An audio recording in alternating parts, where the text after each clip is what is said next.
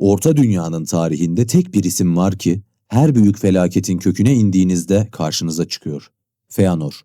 Silmarilleri yaratan, Morgoth'a savaş ilan eden, kendi soyunu yok edecek yemini kuran ve ardında yalnızca kül bırakan elf.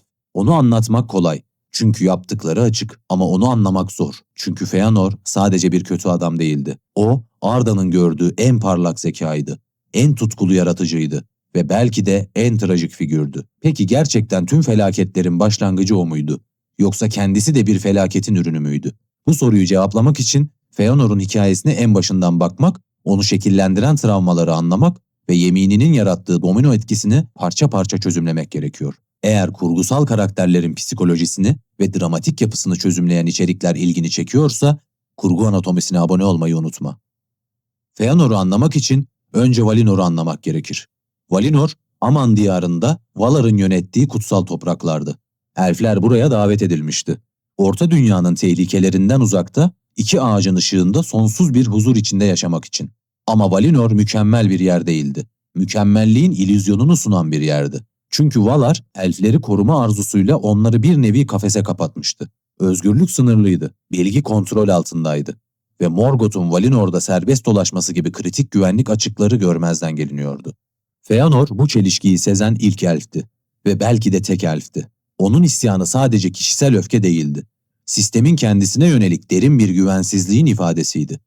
Bu bağlamı görmeden Feanor'un eylemlerini değerlendirmek, onu sadece öfkeli bir asi olarak okumak anlamına gelir. Oysa mesele çok daha karmaşıktı. Feanor, Valinor'un ışığıyla yoğrulmuş bir varlıktı. Babası Fin ve Noldor elflerinin yüce kralıydı. Annesi Miriel ise onun doğumuna tüm ruhsal enerjisini harcadı ve bir daha uyanmamak üzere Mandos'un salonlarına çekildi. Bu detay sıradan bir biyografi bilgisi değildi. Feanor'un tüm kişiliğini şekillendiren temel travmaydı. Henüz hayata gözlerini açmadan varlığı bir ölümle damgalanmıştı. Annesi onu dünyaya getirmek için kendi yaşamından vazgeçmişti ve Feanor bu gerçeği taşıyarak büyüdü. Tolkien, Morgoth'un yüzüğünde bu durumu açıkça belirtti. Miriel'in ruhu Feanor'a olağanüstü bir yoğunlukla aktarılmıştı. Bu yüzden Feanor diğer elflerden farklıydı. Daha parlak, daha tutkulu, daha yıkıcıydı. Annesinin kaybı Feanor'da iki temel psikolojik iz bıraktı. Birincisi derin bir terk edilme korkusuydu. Annesi onu terk etmemişti ama sonuç aynıydı. Feanor dünyaya geldiğinde annesi gitmişti ve bir daha dönmeyecekti. Bu kayıp onda sevdiği şeylere aşırı tutunma eğilimi yarattı. Kaybetmekten korkan biri sahip olduğu her şeye daha sıkı sarılır ve bu sarılma ne kadar sıkıysa o şeyi kaybettiğinde yıkım o kadar büyük olur. İkincisi babasının Indis ile evlenmesiydi. Fin ve Miriel'in ölümünden sonra Indis'i eş olarak aldı ve Fingolfin ile Finarfin doğdu. Feanor bunu bir ihanet olarak algıladı. Annesi tüm ruhunu ona vermişti ama babası bu fedakarlığı sanki hiç yaşanmamış gibi yeni bir aile kurarak geçersiz kılmıştı. Bu kırgınlık Feanor'un üvey kardeşlerine karşı ömür boyu sürecek düşmanlığının temelini attı. Valinor'da büyüyen Feanor, kısa sürede tüm elflerin en yetenekli zanaatkarı oldu. Tengvar yazı sistemini geliştirdi, Palantirleri yarattı ve nihayetinde Silmarilleri işledi. Silmariller, Valinor'daki iki ağacın yani Telperion ve Laurel'in ışığını içinde hapseden üç mücevherdi. Bu ışık sıradan bir parlaklık değildi. Arda'nın yaratılışındaki ilk ve en saf ışıktı. Valar'dan bile önce var olan bir ışıktı. Feanor bu ışığı bir nesneye hapsetmeyi başardı ve böylece ölümsüz bir sanat eseri ortaya koydu. Var da bu mücevherleri kutsadı. Artık kirli hiçbir el onlara dokunamazdı. Dokunursa yanardı. Bu kutsamanın kendisi bile Silmarillerin ne kadar olağanüstü bir yaratım olduğunu kanıtlıyordu. Ama burada kritik bir nokta vardı. Feanor, Silmarilleri yaratırken kendi ruhundan da bir parça kattı. Bu mücevherler onun uzantısıydı. Sadece taşlar değil, kimliğinin somutlaşmış haliydi. Tolkien, Feanor'un Silmarilleri bir daha asla yaratamayacağını, çünkü ruhsal enerjisinin büyük bölümünü onlara aktardığını açıkça yazdı. Bu detay dramatik açıdan son derece önemliydi. Silmarillere dokunan her el, Feanor'un özüne dokunan bir eldi. Onları çalmak, Feanor'un bir parçasını çalmak demekti. Onları kırmak, Feanor'u kırmak demekti. Ve Feanor, özüne dokunulmasına izin verecek biri değildi. Annesini kaybetmişti. Babasını paylaşmak zorunda kalmıştı. Silmarilleri de kaybetmeyi kabul etmesi imkansızdı. Morgoth, Feanor'un bu kırılgan noktasını mükemmel bir şekilde tespit etti. Valinor'a döndüğünde ilk hedefi Silmariller oldu. Ama doğrudan çalmadı. Önce Feanor'un zihnini zehirledi. Noldor arasında dolaşarak Valar'ın Silmarilleri elinden almayı planladığı yalanını yaydı. Elflerin Valinor'da esir tutulduğunu, Orta Dünya'da kendi krallıklarını kurabileceklerini fısıldadı. Feanor'un zaten var olan güvensizliğini paranoyaya dönüştürdü. Bu manipülasyon sürecinde Feanor'un tepkileri orantısız görünebilirdi. Ama psikolojik açıdan tutarlıydı. Annesini kaybetmiş, babasının yeniden evlenmesiyle kendini tehdit altında hissetmiş, yarattığı şeylere kimliğini bağlamış bir figür, onları senden alacaklar söylemine tam da beklendiği gibi tepki verdi. Şiddetle. Feanor, Tyrion'da toplanan Noldor'un önünde üvey kardeşi Fingolfin'e kılıç çekti. Bu an Valinor'un huzurunda daha önce görülmemiş bir şiddet eylemiydi. Valar bu olayı görmezden gelemedi ve Feanor'u 12 yıllığına sürgün etti. Ama dikkat çekici bir çelişki vardı. Feanor sürgün edilirken tüm bu kaosa neden olan Morgoth hala Valinor'da serbestçe dolaşıyordu. Valar gerçek tehdidi değil, tepkiyi gösteren kişiyi cezalandırmıştı. Bu adaletsizlik Feanor'un Valar'a duyduğu öfkeyi ve güvensizliği daha da derinleştirdi. Feanor haklı mıydı? Tam olarak değil. Ama tamamen haksız mıydı? O da değildi. Ve bu gri alan Tolkien'in Feanor'u yazarken bilinçli olarak kurguladığı dramatik gerilimin ta kendisiydi. Morgoth, Ungoliant'la birlikte iki ağacı yok ettiğinde ve Silmarilleri çaldığında Feanor'un dünyası tamamen çöktü. Sadece mücevherleri değil, kimliğinin uzantısını da kaybetmişti. Babası Finwë, Morgoth tarafından Formenos'ta öldürülmüştü. Silmarilleri korurken hayatını vermişti. Valinor'un ışığı söndürülmüştü ve Aman diyarı karanlığa gömülmüştü. Her şey aynı anda olmuştu. Baba, mücevherler, ışık, güvenlik hissi. Feanor'un hayatında kalan tek şey öfkeydi. Valar, Feanor'dan Silmarilleri kırmasını ve ışıklarıyla ağaçları yeniden canlandırmasını istedi. Feanor reddetti. Bu red, bencillik olarak okunabilirdi. Ama aslında çok daha karmaşık bir psikolojik tepkiydi. Feanor için Silmariller sadece mücevher değildi. Annesinden kalan ruhsal mirasın, kendi yaratıcı dehasının ve bir daha asla üretemeyeceği şeyin somut kanıtıydı. Onları kırmak, kendini yok etmek demekti. Üstelik Silmariller zaten çalınmıştı. Feanor'un reddi aslında anlamsızdı. Ama Feanor burada bile sahiplenme refleksiyle hareket ediyordu. Çalınmış olsalar bile kırılma kararı başkasının değil, onundu. Ve sonra yemin geldi. Feanor ve 7 oğlu Ilúvatar'ın adına Manwë ve Varda'nın huzurunda Taniquetil karanlığında korkunç bir ant içti. Silmarilleri kim elinde tutarsa tutsun, Vala olsun, elf olsun, insan olsun, şeytan olsun, henüz doğmamış bir yaratık olsun, onu düşman ilan edecek ve sonuna kadar kovalayacaklardı. Sonsuz karanlık yemini bozanın kaderi olacaktı. Bu yemin Orta Dünya tarihinin en yıkıcı sözüydü. Çünkü Eron'un adına içilen bir yeminden geri dönüş yoktu. Bu bir tercih değil, kozmik bir bağlanmaydı. Feanor bunu biliyordu ve yine de yaptı. Oğullarını da bu yeminin içine çekti. Öfke, yas ve sahiplenme güdüsü mantığını tamamen ele geçirmişti. Yemin, Feanor'un bireysel trajedisini kolektif bir felakete dönüştüren dönüm noktasıydı. Artık bu hikaye sadece Feanor'un hikayesi değildi. Yeminine bağlanan oğullarının, onları takip eden Noldor'un ve nihayetinde tüm Orta Dünya'nın hikayesiydi. Bu yeminin dramatik ağırlığını kavramak için Tolkien'in evrenindeki yemin kavramını anlamak gerekir. Arda'da sözler, özellikle Ilúvatar'ın adına edilen sözler, fiziksel bir güce sahipti. Bir söz verildiğinde o söz evrenin dokusuna işlenirdi. Geri alınamazdı, yumuşatılamazdı, unutulamazdı. Feanor'un yemini bu yüzden sıradan bir intikam yemini değildi. Kozmik bir zincirdi. Oğulları bu zincire bağlandığında kendi iradeleri ikincil hale geldi. Yemin onları yönlendirmeye, vicdanlarıyla savaşmaya ve sonunda içten içe yok etmeye başladı. Tolkien burada özgür iradenin sınırlarını sorgulatıyordu. Bir kişi kendi özgür iradesiyle aldığı bir karar yüzünden sonsuza kadar özgür iradesinden mahrum kalabilir miydi? Feanor'un oğulları bu sorunun en acı cevabıydı. İsteyerek bağlandılar ama istedikleri zaman çözülemediler. Feanor'un Tyrion'daki konuşması da ayrıca incelenmeyi hak ediyordu. Silmarillerin çalındığı gece Feanor Noldor halkının önüne çıktı ve tarihlerinin en etkili konuşmalarından birini yaptı. Valar'ı pasiflikle suçladı. Morgoth'a boyun eğmenin onursuzluk olduğunu söyledi ve Orta Dünya'da kendi kaderlerini yaratacaklarını ilan etti. Bu konuşma retorik açıdan kusursuzdu. Çünkü Feanor yarı doğrular söylüyordu. Valar gerçekten de Morgoth'u engelleyememişti. Elfler gerçekten de Valinor'da sınırlı bir özgürlüğe sahipti. Orta Dünya gerçekten de onların hakkıydı. Ama Feanor bu doğruları yanlış bir sonuca ulaşmak için kullanıyordu. Özgürlük vaat ederken kölelik getirdi. Adalet vaat ederken katliam başlattı. Güç vaat ederken yıkım yaydı. Feanor'un trajedisinin en keskin yüzü buydu. Söylediklerinin çoğu doğruydu ama vardığı sonuç yanlıştı. Ve binlerce Noldor bu yarı doğruların büyüsüne kapılarak onu takip etti. Feanor Morgoth'u takip etmek için Valinor'dan ayrılmaya karar verdiğinde denizi geçecek gemilere ihtiyacı vardı.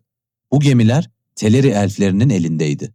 Teleri, Valinor'un kıyılarında yaşayan denizci bir elf halkıydı ve beyaz gemileri onların en değerli zanaatiydi. Feanor gemileri istedi, Teleri reddetti. Bu red makuldü. Gemiler onların yaşam biçiminin parçasıydı ve Valar'ın iradesine karşı bir yolculuğa araç olmak istemiyorlardı. Ama Feanor makul cevaplar dinleyecek bir ruh halinde değildi. Alqualonde de Teleri'ye saldırdı. İlk akraba katliamı olarak bilinen bu olay, elf tarihinin en karanlık sayfasıydı. Elf kanı elf eli tarafından döküldü. Kardeş kardeşi kılıçtan geçirdi. Feanor'un ardından gelen bazı Noldor olanları anlayamadan savaşa katıldı. Çünkü Teleri'nin saldırdığını sandılar. Bu kaos ortamında yüzlerce masum elf öldü. Burada dikkat edilmesi gereken bir şey vardı. Feanor'un önünde başka seçenekler mevcuttu. Helcarax buzullarından geçilebilirdi. Tehlikeliydi ama imkansız değildi. Nitekim Fingolfin bunu daha sonra başardı. Feanor beklemeyi, diplomasiyi ve alternatif yolları tercih edebilirdi. Ama Feanor bekleyecek biri değildi. Aciliyet, öfke ve kayıp acısı onu tüketmişti. Alqualonde Feanor'un ahlaki çöküşünün kesinleştiği andı. Bu noktadan önce eylemleri tartışılabilirdi. Bu noktadan sonra ise savunulamaz hale geldi. Ve tam bu noktada Mandos devreye girdi. Noldor Valinor'u terk ederken Mandos'un habercisi onlara Noldor'un kaderi olarak bilinen kehaneti iletti. Gözyaşları döküleceğini, yeminin onları kovalayacağını ve Valinor'a dönemeyeceklerini söyledi. Feanor bu kehanete güldü. Ama Finarfin en küçük üvey kardeşi bu sözlerin ağırlığını hissetti ve halkının bir kısmıyla birlikte geri döndü. Fingolfin ise onurunu kıramadı ve ilerlemeye devam etti. Ama kalbinde Feanor'a karşı derin bir öfke taşıyordu. Mandos'un kehaneti Tolkien'in hikayesine Yunan tragedyalarındaki koro işlevini kazandırdı. Sonuç baştan belliydi ama karakterler bu sonucu değiştiremiyordu. Feanor bunu biliyordu ve umursamıyordu. Belki de bu onun en korkutucu özelliğiydi. Kaderin kendisinden bile korkmuyordu. Gemileri aldıktan sonra Feanor Orta Dünya'ya geçti. Ama tüm Noldor'u taşıyacak kadar gemi yoktu. En azından Feanor böyle iddia etti. Kardeşi Fingolfin'in halkını Valinor kıyısında bıraktı ve Losgard'a gemileri yaktı. Bu yangın ihaneti somutlaştıran bir imgeydi. Fingolfin'i ve halkını buzul ölümüne terk etmişti. Kendi soyunun yarısını gözden çıkarmıştı. Bu kararda stratejik hesaptan çok kişisel kin vardı. Feanor, üvey kardeşini hiçbir zaman kabul etmemişti ve bu fırsatı onu saf dışı bırakmak için kullandı. Orta Dünya'ya vardığında Feanor, Morgoth'un ordularıyla hemen savaşa girdi. Dagorni'in Gilead'da, Yıldızlar Altında savaşta Noldor zafer kazandı. Ama Feanor öfkesini kontrol edemedi. Ordusunun çok önüne geçti, Angband'ın kapılarına kadar tek başına ilerledi ve orada Gothmog dahil birçok Balrog tarafından kuşatıldı. Ölümcül yaralar aldı. Oğulları onu savaş alanından taşırken Feanor son kez Tangorodrim'e baktı ve Morgoth'un kalesinin asla düşürülemeyeceğini anladı. Son nefesinde bile yemininden vazgeçmedi. Oğullarına yeminini tutmalarını emretti. Öldüğünde bedeni o kadar yoğun bir ateşle yanıyordu ki küle dönüştü. Hiçbir elf böyle ölmemişti. Çünkü hiçbir elf bu kadar yoğun bir ruhsal enerji taşımamıştı. Feanor'un ruhu Mandos'un salonlarına gitti ama bedeni küllere dönüştü ve bu küller rüzgarda dağıldı. Arda var olduğu sürece Feanor'un ruhu Mandos'tan çıkamayacaktı. Ancak dünyanın sonunda Dagor Dagorath'ta son savaşta geri dönebilirdi. Bazı Tolkien metinleri o son savaşta Feanor'un Silmarilleri kendi elleriyle kırarak ışıklarını iki ağacı yeniden canlandırmak için vereceğini ima etti. Eğer bu yorum doğruysa Feanor'un hikayesi bir kısır döngüydü. Hayatta reddettiği fedakarlığı ölümden sonra nihayet kabul edecekti. Bu olasılık Tolkien'in evrenindeki merhamet kavramını da sorgulatıyordu. En büyük günahkar bile sonunda bağışlanabilir miydi? Tolkien Katolik inancıyla bu soruya evet demiş olabilirdi. Ama Feanor'un bedelini ödeyip ödemediği okuyucunun vicdanına bırakılmış bir soruydu. Feanor'un ölümü dramatik açıdan mükemmel bir kapanıştı. Yarattığı ışığı geri almak için çıktığı yolculukta kendi iç ateşi onu yok etti. Ama hikaye onunla bitmedi. Aslında onun ölümüyle asıl felaket zinciri başladı. Çünkü yemin hala geçerliydi ve 7 oğlu bu yeminin esiriydi. Feanor'un yemini birinci çağ boyunca Orta Dünyayı kana buladı. Oğulları Maedhros, Maglor, Celegorm, Caranthir, Curufin, Amrot ve Amras. Bu yeminin ağırlığı altında birer birer karardı. Maedhros, oğulların en asili, yeminin acısını en derinden hissedendi. Morgoth tarafından Tangorodrim'in zirvesinde zincirlenmiş, Fingon tarafından kurtarılmış ve sağ elini kaybetmişti. Yemininin ağırlığını taşımasına rağmen kardeşlerini dizginlemeye çalıştı. Ama yemin sonunda onu da yendi. İkinci akraba katliamı Doriath'ta yaşandı. Thingol'un krallığı Silmaril yüzünden Feanor'un oğulları Celegorm, Curufin ve Caranthir tarafından saldırıya uğradı. Doriath düştü. Thingol'un halkı dağıldı. Bu katliam Feanor'un ölümünden çok sonra gerçekleşti. Ama nedeni Feanor'un yeminiydi. Üçüncü akraba katliamı Sirion limanlarında gerçekleşti. Bu kez kurbanlar arasında kadınlar ve çocuklar da vardı. Feanor'un hayatta kalan oğulları Maedhros ve Maglor, Sirion'a saldırdığında bile yeminin ağırlığını hissediyorlardı. İstemiyorlardı ama yeminin kozmik bağlayıcılığı onları zorladı. Maedhros sonunda dayanamadı. Son Silmarillerden birini eline aldığında taş onu yaktı. Çünkü artık elleri masum değildi. Maedhros elindeki Silmarille birlikte kendini bir ateş yarığına attı. Maglor ise kendi Silmarilini denize fırlattı ve sahil boyunca sonsuza kadar yürüyerek kayboldu. Yaz şarkıları söyleyerek bir daha hiç görülmedi. Bu son Feanor'un yemininin en acı meyvesiydi. Oğullarının hiçbiri yeminlerini gerçekleştiremediler ve yemin onları içten içe yedi, bitirdi. Bu zincir sadece Feanor'un ailesiyle sınırlı kalmadı. Doriath'ın düşüşü elflerin Orta Dünya'daki en güçlü krallıklarından birini ortadan kaldırdı. Melia'nın kuşağı çözüldü. Thingol'un mirası dağıldı. Gondolin'in yıkılışı doğrudan Feanor'un eylemiyle bağlantılı olmasa da Noldor arasındaki bölünmeden ve güvensizlikten besleniyordu. Turgon'un gizli krallığı Morgoth'un casusları tarafından keşfedildiğinde Noldor'un birlik olamaması en büyük zaafıydı. Bu birliksizliğin kökeni Feanor'un Losgard'daki ihanetine ve akraba katliamlarının yarattığı güvensizliğe dayanıyordu. Sirion limanlarının tahrip edilmesi ise son sığınakların bile güvende olmadığını kanıtladı.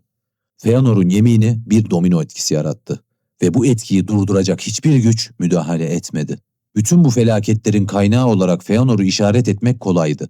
Ama bu, hikayenin tamamını görmezden gelmek anlamına gelirdi.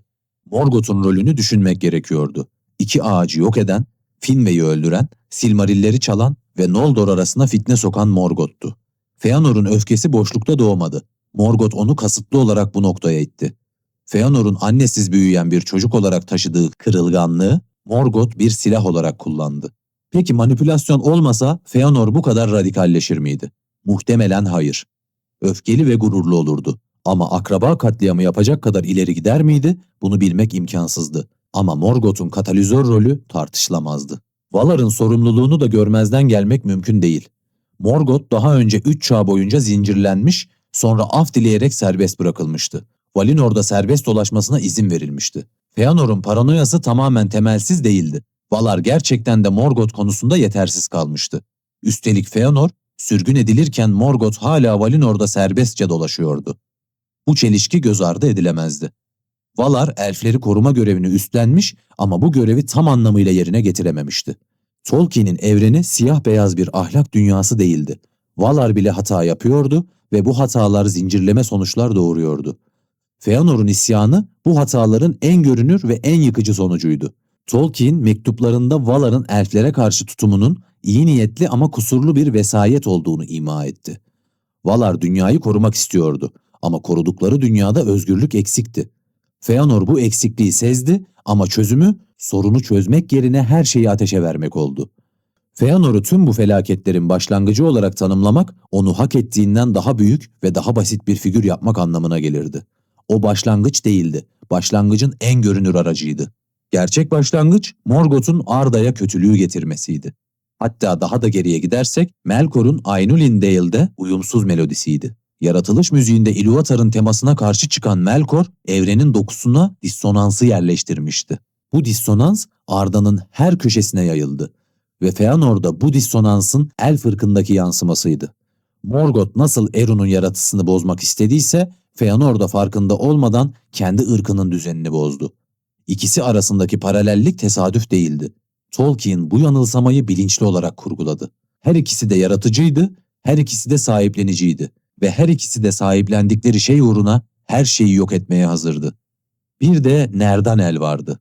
Feanor'un eşi, 7 oğlunun annesi ve belki de onu dizginleyebilecek tek kişi. Nerdanel büyük zanaatkar Mahta'nın kızıydı.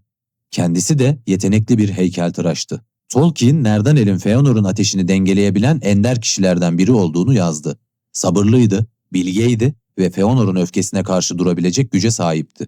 İlk yıllarında Feanor onu dinlemedi. Nerdanel onun yanındayken daha ölçülü, daha sakin, daha yaratıcıydı. Ama Morgoth'un manipülasyonu derinleştikçe Feanor'un öfkesi Nerdanel'in sabrını aştı. Valinor'dan ayrılma kararında Nerdanel'in sesi kesildi. Feanor eşinin uyarılarını dinlemedi ve Nerdanel geride kaldı. Oğullarının babalarının ardından yıkıma yürümesini uzaktan izledi. Hiçbirini durduramadı. Bu ayrılık Feanor'un psikolojisini tamamlayan son parçaydı. Sevdiği insanları bile dinleyemiyordu. Çünkü öfkesi sevgisinden daha güçlü hale gelmişti. Nerdanel'i kaybetmek bir anlamda Miriel'i kaybetmenin tekrarıydı. Ama bu kez kayıp kaderin değil Feanor'un kendi seçiminin sonucuydu. Annesini kaybetmesinde herhangi bir suçlu yoktu. Nerdanel'i kaybetmesinde suçlu sadece kendisiydi. Ama Feanor ile Morgoth arasında temel bir fark vardı. Ve bu fark Feanor'u trajik kılan şeydi. Morgoth yok etmek için yok ediyordu. Yaratmayı bırakmış, sadece bozma ve tahrip etmeye yönelmişti. Feanor ise sevdiğini korumak için yok ediyordu. Onun trajedisi en derin sevgisinin en büyük yıkımına dönüşmesiydi. Silmarilleri sevdi, onları korumak için savaştı ve bu savaş tüm elflerin kanına mal oldu. Oğullarını sevdi, onları yeminine bağladı ve bu yemin oğullarını birer birer yok etti. Noldor'u sevdi, onlara özgürlük ve adalet vaat etti ve bu vaat onları sürgüne, savaşa, ölüme sürükledi. Feanor'un her eylemi sevgiden doğdu ama bu sevgi kontrolsüz, kıskanç ve yıkıcı bir sevgiydi. Tolkien'in eserlerinde en tehlikeli güdü nefret değil yanlış yönlendirilmiş sevgiydi. Gollum'un yüzüğe bağlılığı, Denethor'un Gondor'a tutunması, Thorin'in Arken taşı takıntısı. Hepsi aynı ilkenin farklı tezahürleriydi. Ve Feanor bu ilkenin en saf ve en yıkıcı örneğiydi. Tolkien Feanor'u yazarken açıkça bir arketip kuruyordu. Yaratıcı dehanın kibir ve sahiplenmeyle birleştiğinde nasıl bir yıkım gücüne dönüştüğünü gösteriyordu. Feanor ateşi çalan ve tanrılara meydan okuyan mitolojik figürlerin Arda versiyonuydu.